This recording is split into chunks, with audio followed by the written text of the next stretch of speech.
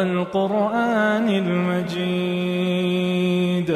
बल अजिबू अन जाअहुम मुंज़िरुम मिनहुम फ़क़ाल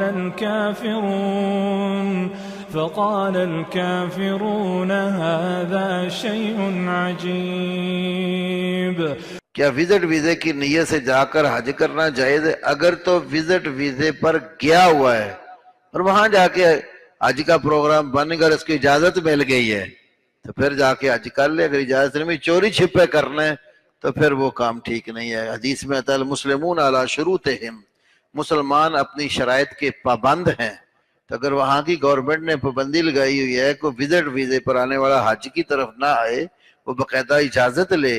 विजिट वालों को भी इजाजत मिलती है, वहां जाएं, मकतब में जाकर वहां से इजाजत मिलती है।